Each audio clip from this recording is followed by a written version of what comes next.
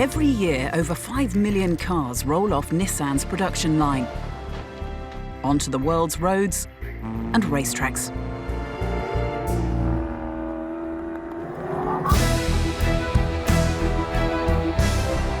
In Asia, 1 in every 15 cars is a Nissan. Inside the company, it's a cause for celebration. 1億5000万台を超えたということでございます。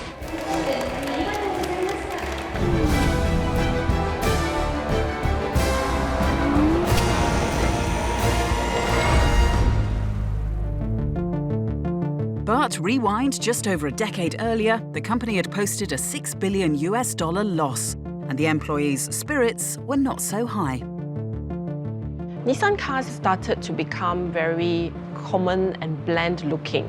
This idea that if you just simply put almost an infinite variety of options out there, you're going to hit everyone in the market. In so many ways, that was a failure. I'm here to communicate to you the Nissan Revival Plan. We will implement the following plant closures: Murayama plant, Nissan Shatai Kyoto plant. With unprecedented access inside the company, we look at how this Japanese car giant was forced to look further afield for its saviour, and find out how one man was able to kick Nissan back into gear. Resolute approach in front of adversity.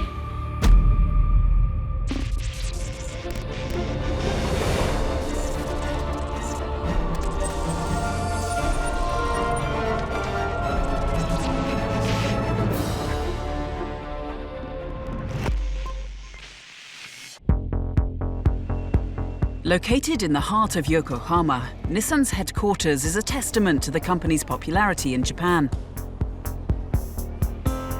The ground floor serves as a public gallery, showcasing their most popular cars.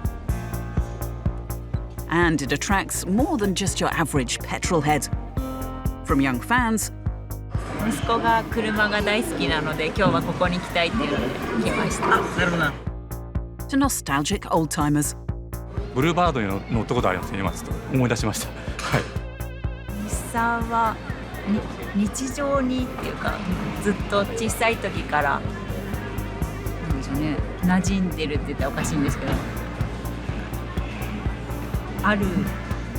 ずっとあるっていうイメージですね。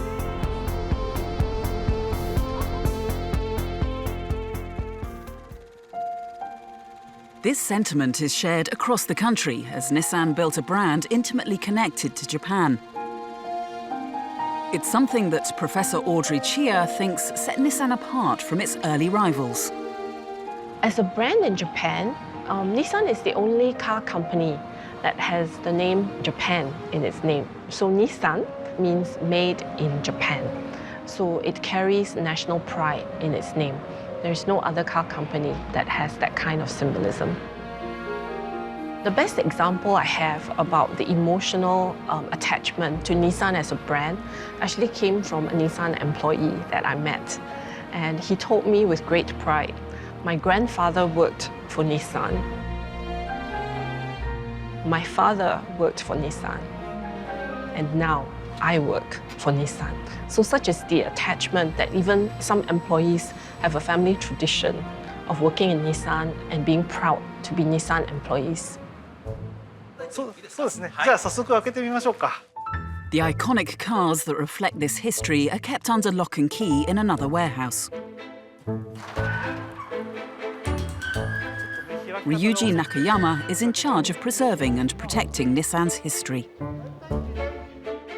ここはですね、日産ヘリテージコレクションといって。Inside, it's a motor enthusiast's dream, with cars dating back to the 1930s, when Nissan marketed their cars overseas under the Datsun brand name. アーカイブって言うとどうもドキュメントのイメージありますけれども、こういう車の現物も立派な生きたアーカイブでありまして、ここに並んでる生産者の、7割は、ちょっと整備すれば走れるんですよ。動態保存なんです。輪止め外せばちゃんと今にも動き出す感じがしますよね。一一番古い車はこれなんです。ダットさんの12型って言って、私ども日産自動車が創業した年の、製品なんですね。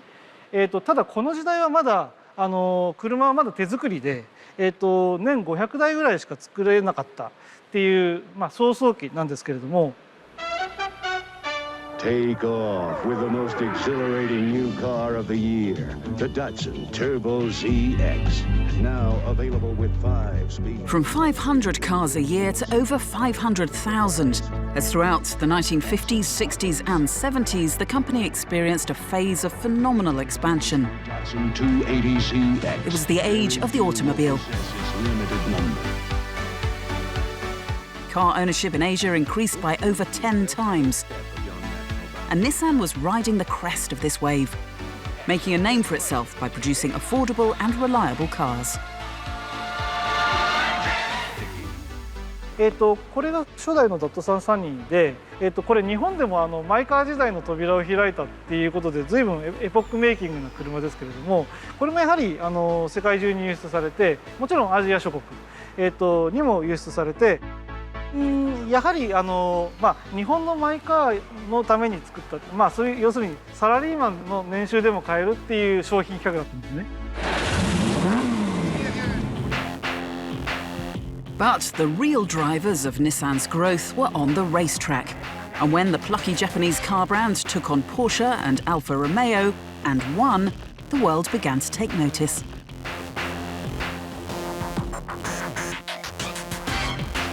Wins on the racetrack propelled Nissan from a local Asian manufacturer to a respected global brand. And in America, actor Paul Newman became the company's #1 marketing tool. Well, they say winning isn't everything, it's just all there is. That's why I won't settle for second best. No, not without a fight anyway. Great cars, great backup, great value. You just can't lose if you're a Nissan dealer. これ出していいですか？ごめんなさいね。車触るときにはちょっとこういうものを使うんですけども。In 1971, Nissan's 240Z became one of the fastest-selling sports cars of all time. そう、こういう全体的な形ですね。本当に美しい。そんなにエロいことをやってるわけじゃないんですけど、でも本当にね、こういう1260ミリっていうこの前高にうまく落ち着いたっていう、これは本当に美しい形だと思います。One of these sports cars was sold every 10 minutes in the USA. Z、フェアレディ Z って日本では呼んでます。日産らしさっていうのは結構この車に凝縮されているってよく言われます。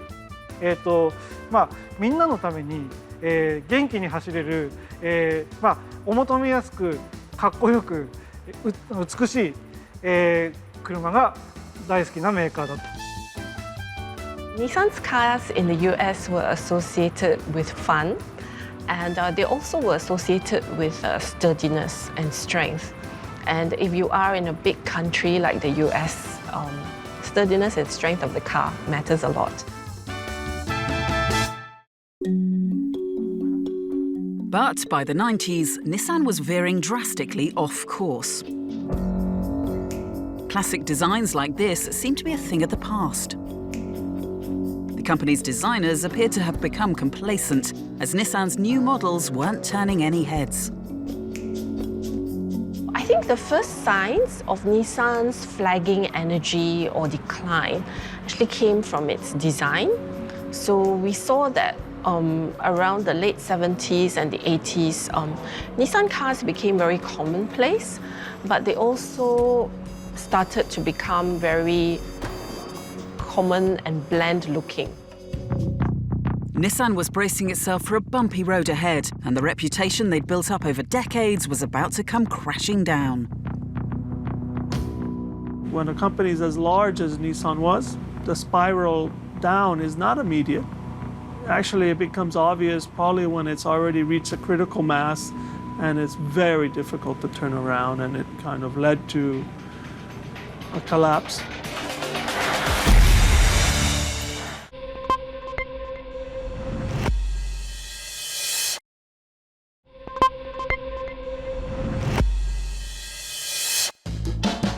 With over half a century of history and expertise, Nissan had become a powerhouse of the automobile business, embodying Japanese design and manufacturing prowess. And you're imagining the wind flowing over the car. Cuban-born American Alfonso Albeza has been with the company for 30 years, pushing through cars with globally appealing designs. I'll never forget my first trip to Japan. I walked into a studio and I saw the 300 ZX, a shape that was effortless, simple, powerful, and immediately I saw the power of Japan.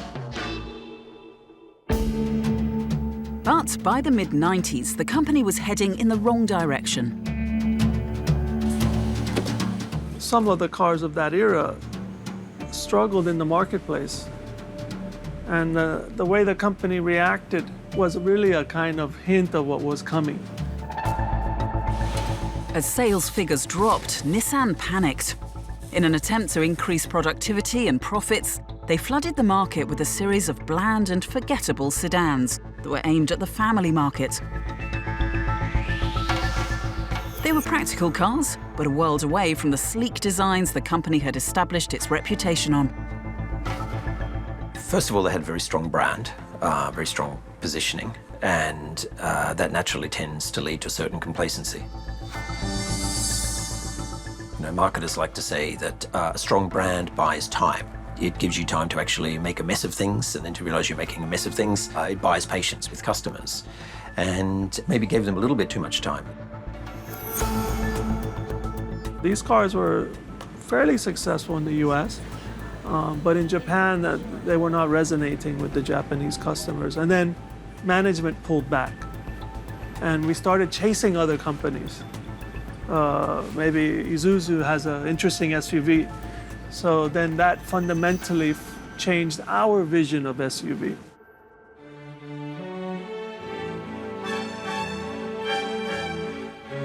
The SUV, or sports utility vehicle, hit the roads in the mid-90s and began to dominate the market. Nissan's Asian rivals, Toyota and Honda, moved quickly to add this new must-have car to their arsenal. Yet Nissan delayed. They dismissed the SUV as a passing fad and only released the SUV years later. I think that that's the part we lost in the 90s, that yes, some of the modern cars stumbled, but then our reaction wasn't rational. Our reaction was reactive and maybe lacked depth. So this is, I think, one of the reasons that happened. And we lost confidence as a company. A company that loses confidence loses focus. In 1993, Nissan posted a $1 billion loss, the first time the company hadn't turned a profit in 50 years. 12 months later, the losses doubled, and in subsequent years, Nissan were forced to make plant closures and staff layoffs. Now, being offered a portfolio of uninspiring cars, the loyal fans of Nissan were also turning away from the brand.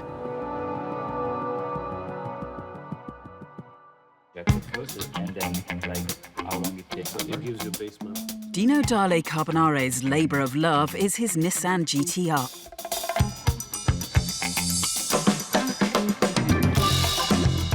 From his workshop just outside Tokyo, he's painstakingly upgraded and re-upgraded the car over the last 20 years. I think I've been playing around with the car pretty much since I bought it new in '99, so it's been kind of simple mods initially for the first 10 years or so. The way the older engines feel, it just adds to the whole, I guess, character of the car, and the way it feels when you drive it. It's just a more satisfying drive for me.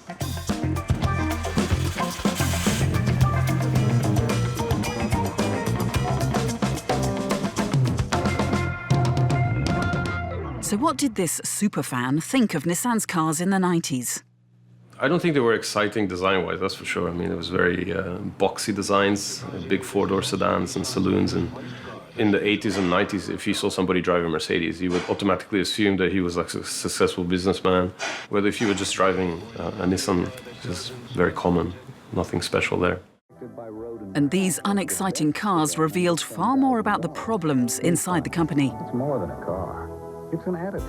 The customer's first glance at an automobile, of course, is heavily reliant on design. When a design is great, not only they feel that the company is cutting edge, but then also the relationship of design and engineering is seamless. So generally, design, I think, is a reflection of the health of the company. But Nissan was far from a healthy company. Their cars were symptomatic of an organisation that chose to prioritise engineering over design.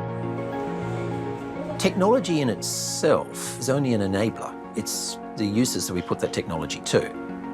And if you glorify the technology, take excessive pride in that, what you're doing is very often engaging in engineer self-satisfaction that's completely disconnected from the regards of the customers. The die-hard Nissan lovers of earlier generations admired Nissan for its pizzazz, its flair, panache, and performance that grew out of technological capabilities, but wasn't primarily about the technology. Nissan was stuck in a downward spiral, the company's global sales falling by more than 10% in just 5 years. In a desperate attempt to recapture their customers, Nissan began increasing production. Customers had this astonishing plethora of options, a dozen different steering wheel options combined with so many different interior options and whatnot. All of that was fine, but the volumes on each of those different parts became relatively low. So your overall supply chain becomes more complicated, the inventory costs become much more complicated, and it just simply drove up overall costs. In the US, for every Nissan car sold, the company lost $1,000 because of sky-high manufacturing costs. When they should have been streamlining production, they were offering you your automobile à la carte.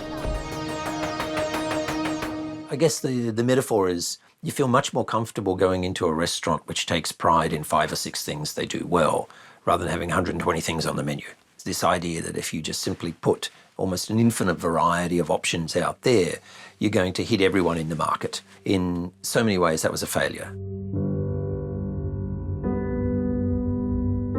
In 1999, Nissan did the unthinkable. They started shopping around for a foreign buyer to save this proud icon of Japanese business. The French car makers Renault were in pole position.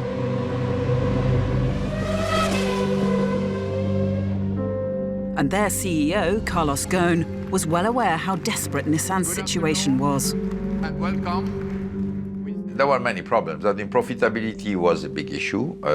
The brand was an issue. Second, the international operation of Nissan were completely disconnected from the headquarters. So there was absolutely no exchanges between the regions and the company. A lot of important functions did not even exist, or when they existed, they were really insignificant. Behind the scenes, Ghosn had found a company that was dangerously disconnected. Nissan had ballooned with design studios, manufacturing plants and R&D hubs dotted all over the globe. One of them was in California, where Alfonso and his small team of 30 Nissan designers were based. To work in an overseas studio was an interesting contradiction. We lived in a sandbox. It was a hub of dreams, but we were alone, to be honest. We were an outpost on Mars. We became painfully aware of what was during the spiral down, because the company started to need to sell things, the projects would get canceled. We knew the company was in a very shaky position, but we didn't necessarily feel we could do anything about it, that our voice would not be heard. With debt spiraling to over $20 billion, Nissan was just weeks away from bankruptcy. And with Renault's offer on the table, their hand was forced. I don't think that the management of Nissan had a lot of choice. It was making an alliance, some kind of an alliance or a merger, or facing bankruptcy. Nissan was very close to it because the bank stopped lending money to Nissan. Had this kind of funny feeling, all of us, because we didn't know that Renault was in the bidding process. We had heard rumors of some companies, and some companies' denial was painful. Some companies were saying to invest in our company you'd be better off just putting millions of dollars in a trunk and sinking it in the Pacific. On the 27th of March 1999, Renault bought 36.8% of Nissan. The Renault-Nissan alliance was born, and now the French car company had a big role to play in Nissan's future. I think that would have been incredibly painful for them. We have to give credit to the president at the time for actually, being prepared to do that. To come out and say, this is our, first best option, and anything else is just delusional. For someone who considers himself a Nissan man, not nice. We're no longer Nissan. We are now needing help, which of course, in the initial days doesn't feel that great.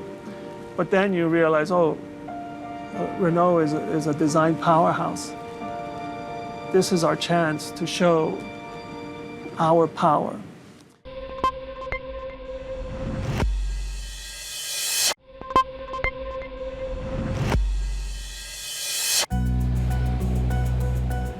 The 90s was a decade to forget for Nissan. Registering financial losses in consecutive years, the company had debts totaling $20 billion. But as the new millennium dawned, there was a new hope. Renault President Carlos Ghosn was immediately appointed Chief Operating Officer of Nissan with one brief: to save the company. Well, I think the first reaction is always a reaction of curiosity about the company, about how the company got to this situation, what are the root causes of the decline of the company. And there was also mixed with that a high level of curiosity about Japan. I would say it was a lot of excitement because the challenge was big. In Ghosn, Nissan had hired a man with vast experience in the automobile industry. First working his way up the ranks at tyre company Michelin to become their South American COO at the age of just 30.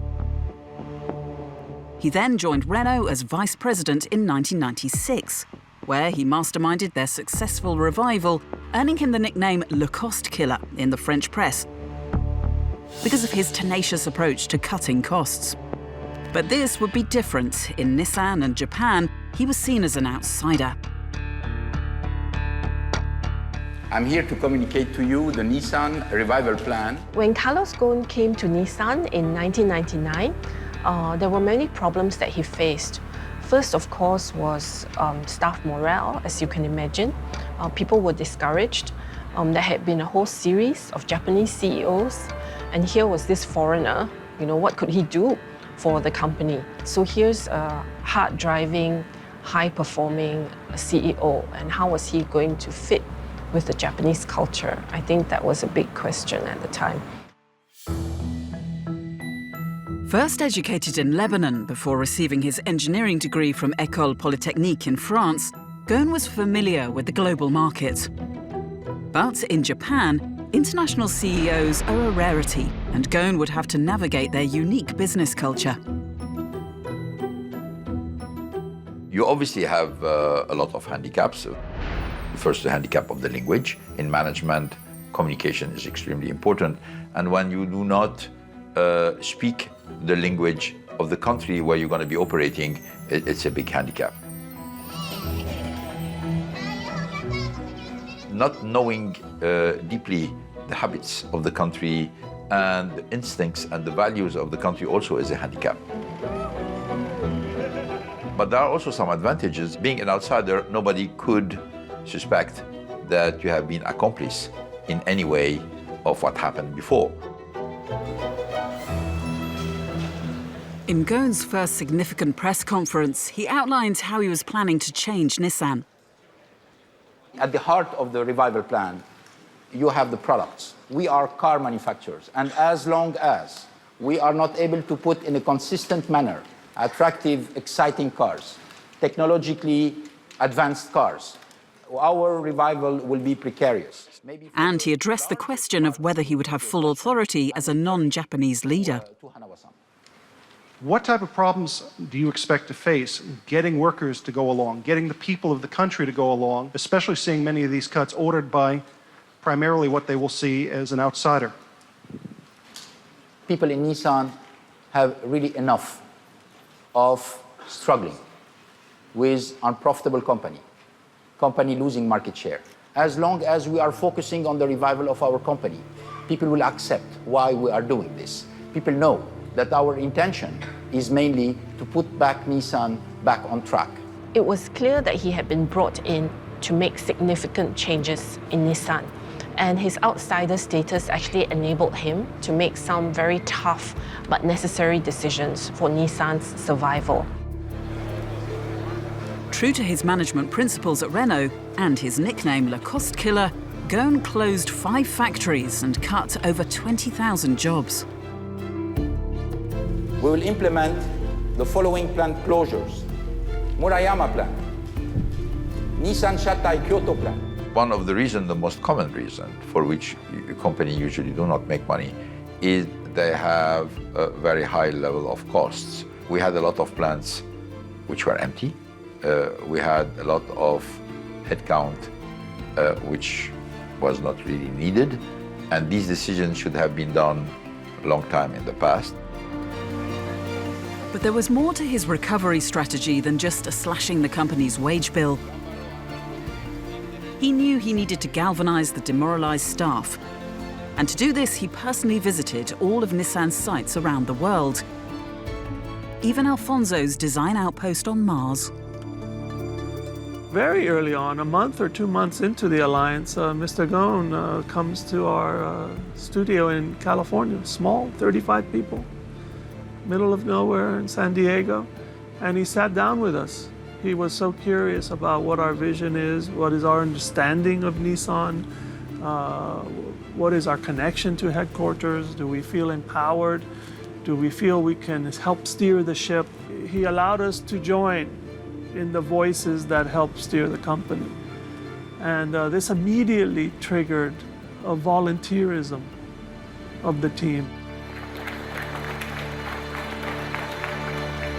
One of the wonderful things he did was also to recognize that Nissan had great depth of talent, that the company wasn't in decline because its employees were not good, right?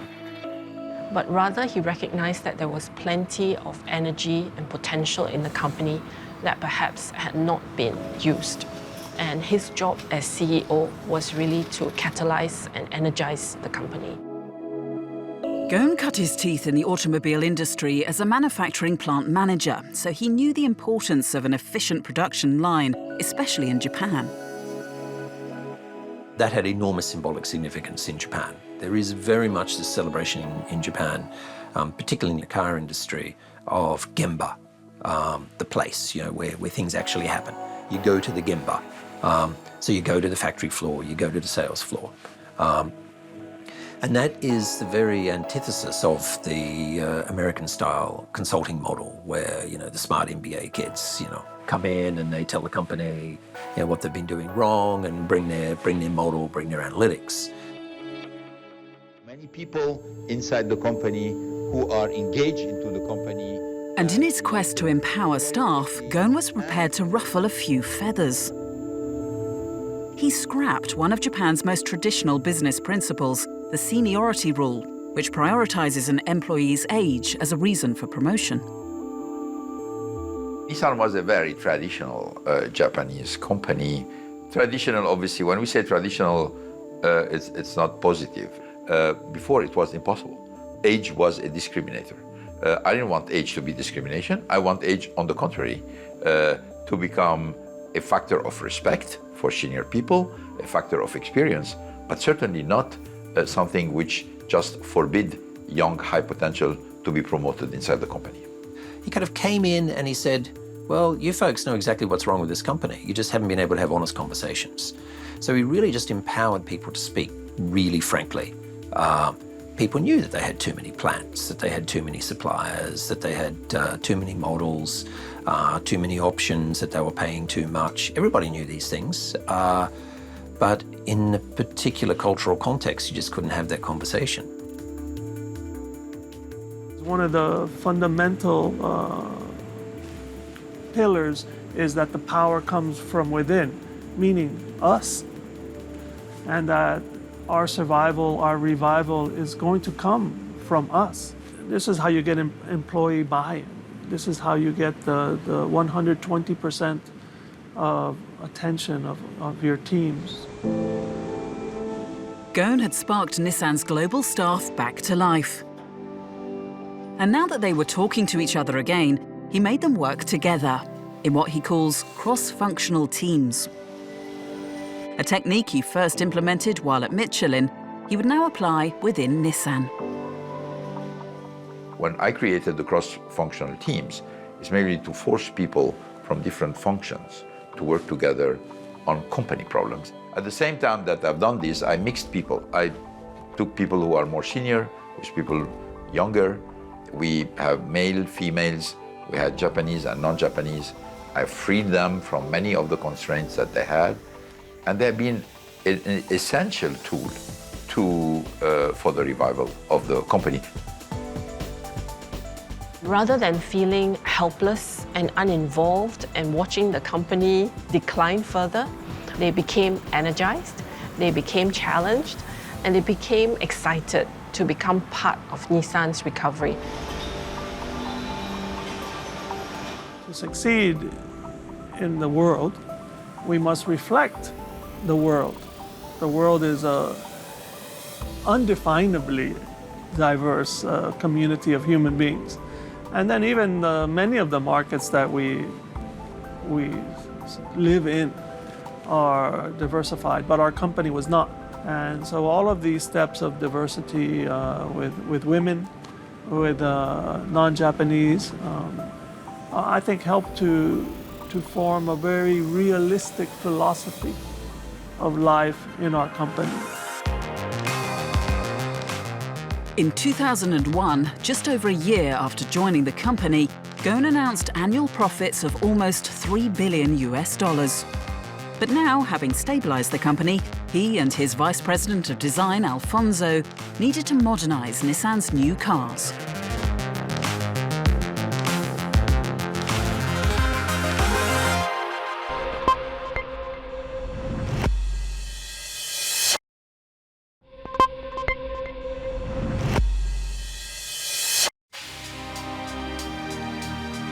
Nearly 2 decades since Carlos Ghosn took control as CEO, Nissan are once again one of Asia's top car brands.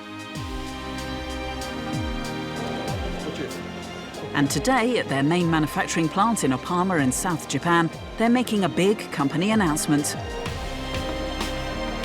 The production line has been stopped. The workers assemble, and the nation's media are let in. And here comes the guest of honor. 新型日産リーフが華麗にオフラインいたしました。改めて拍手をお願いいたします。それでは記念撮影を行います。車両に乗って登場したのは西川 CEO、山内 CCO です。日産自動車は1933年に、創業して以来ですね、累計の生産台数が、先月8月の後半でですね、1億5000万台を超えたということでございます。Hiroto Saikawa took over from Ghosn as Nissan CEO in April 2017, and he's particularly proud of the new Nissan Leaf. いうことと、それとこの新型のリーフ、これから新しい歴史をですね、切り開いていく、この先兵となるこの新型リーフ。And it seems the employees share their boss's enthusiasm. 皆さん、私が構えてと言いましたら、よしと言って構えてください。この新型リーフをお客さんのもとへ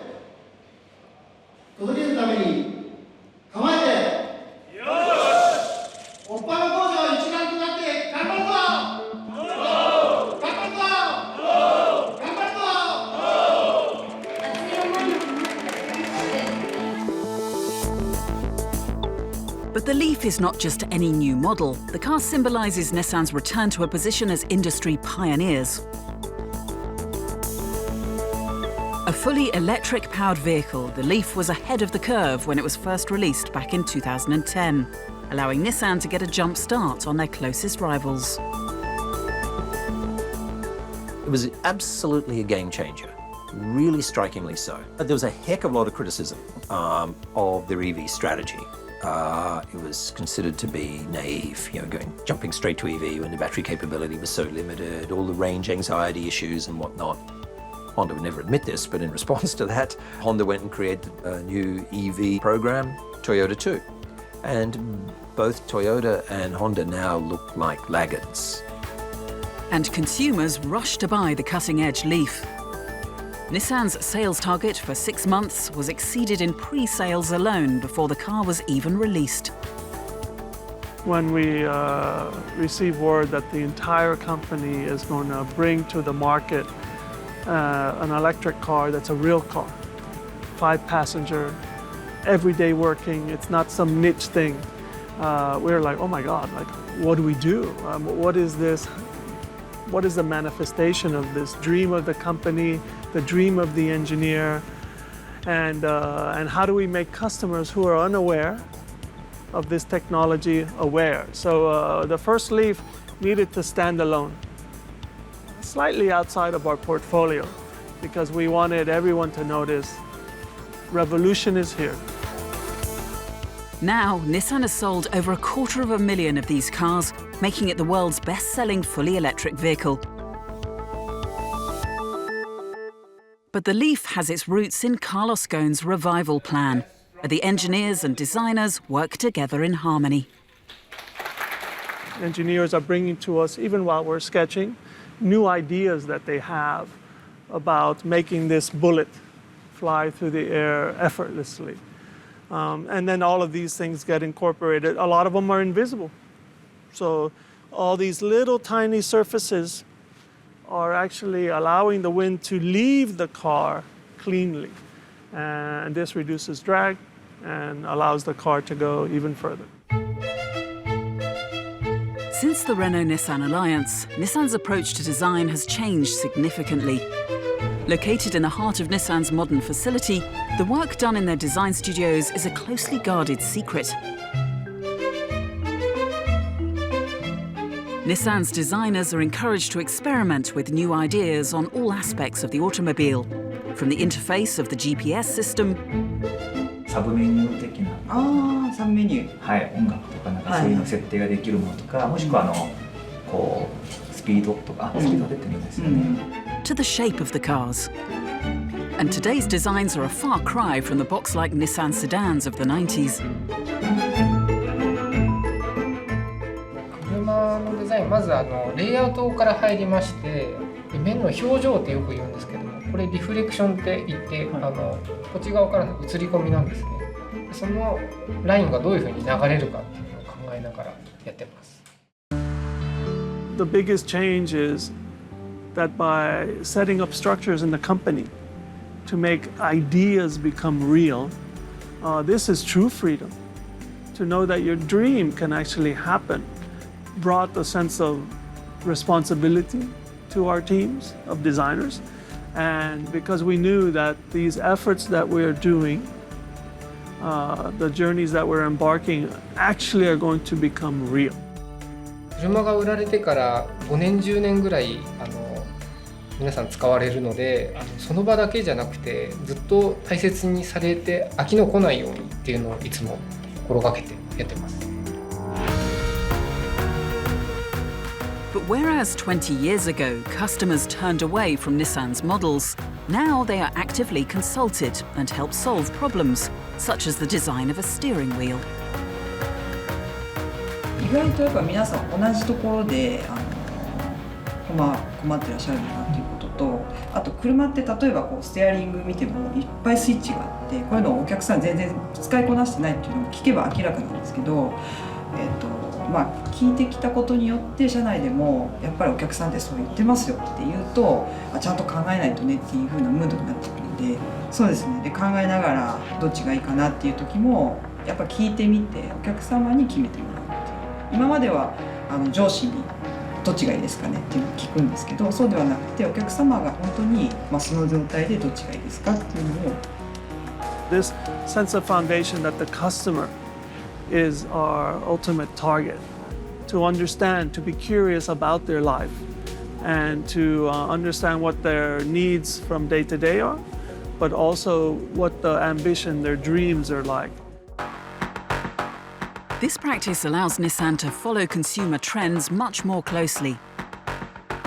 In Singapore, Nissan now lead the market in so-called crossover cars. Vehicles that combine the style of an SUV and the practicality of the hatchback. Ron Lim, head of sales in Singapore's flagship Nissan dealership, has witnessed this trend firsthand. Right now, crossover sales make up almost 70% of our total sales. So we can see very strong sign here that consumer preference have changed a lot, and crossover has taken over the position of sedan.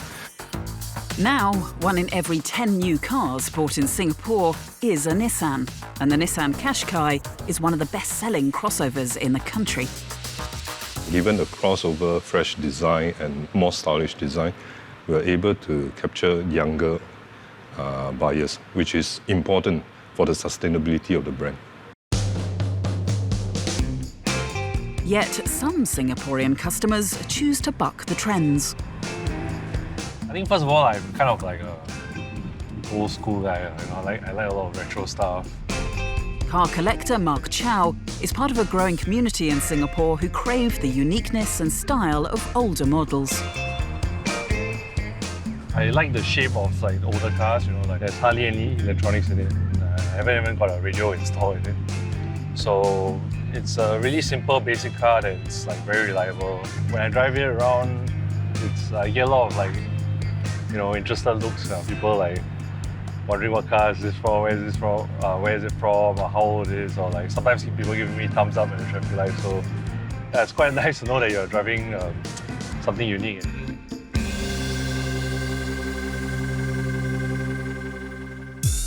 Please welcome Nissan IMX Zero Emission Concept. Whether it's classic cars or electric cars of the future, Nissan's reputation is now as strong as ever. In 2016, they recorded an annual income of almost $7 billion, and their profit margins are now 50% higher than the industry average. The man responsible, Carlos Ghosn, stood down as CEO and president of Nissan in April 2017. He joined the company as an outsider and left it as a celebrated honorary Japanese citizen. He became quite a celebrity, not just because of his success, but also because of his charisma, which was very evident. And a manga was created to document the adventures of Carlos Ghosn, who was seen as a corporate superhero.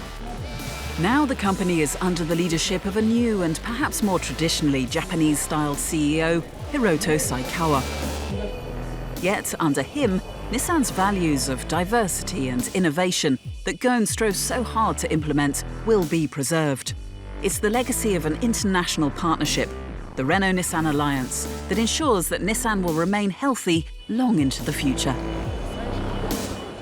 This was not about political games. This was not about let's be together and then figure out what we can do.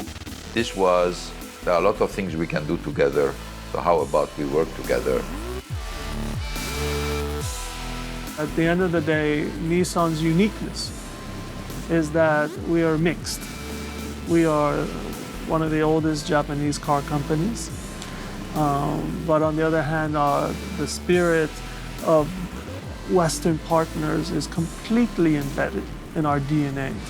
I consider myself as the guardian of these values. And I made sure that in every meeting, in every decision, the respect for the culture of people was real. And that every time we were working together, it has only one objective, is a better performance for each company.